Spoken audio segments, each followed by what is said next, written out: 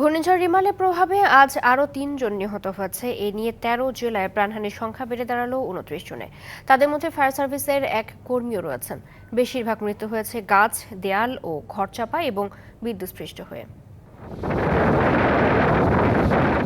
ঘূর্ণিঝড় রিমাল উপকূলে তাণ্ডব চালিয়ে ছড়িয়ে পড়ে দেশের অভ্যন্তরে। ঝড়ো বাতাসের সাথে প্রবল বর্ষণে লণ্ডভণ্ড হয় ঘরবাড়ি, গাছপালা। নিহতের পাশাপাশি আহত হয়েছেন অসংখ্য। ৩ দিনে ১৩ জেলায় এ পর্যন্ত ২৯ জনের মৃত্যুর খবর পাওয়া গেছে।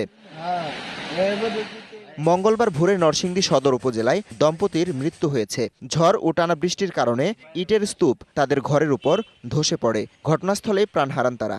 ঝড়ের বৃষ্টি ফাইনটা যেটা আছে হয়তো বালু মাটি নিচে তেমন খোদ হয়ে গেছে, উপরে তেমন পড়ে গেছে।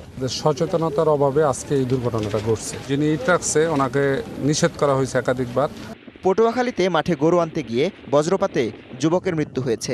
রিমালের প্রভাবে জেলায় ৪ জনের মৃত্যু হলো। সোমবার রাতে খাগড়াছড়িতে সড়কে ভেঙে পড়া গাছ অপসারণ করার সময় বিদ্যুৎ স্পৃষ্ট হন 2 ফায়ার সার্ভিস কর্মী। হাসপাতালে নেয়ার পর রাসেল হোসেনের মৃত্যু হয়।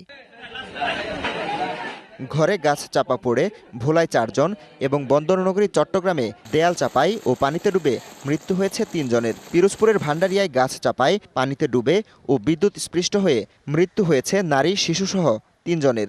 বরিশালেও দেয়াল ও গাছ চাপায় মারা গেছেন 3 জন।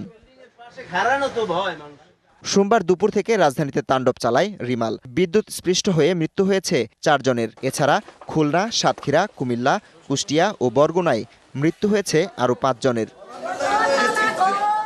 Habibur Rahman, BBC news desk.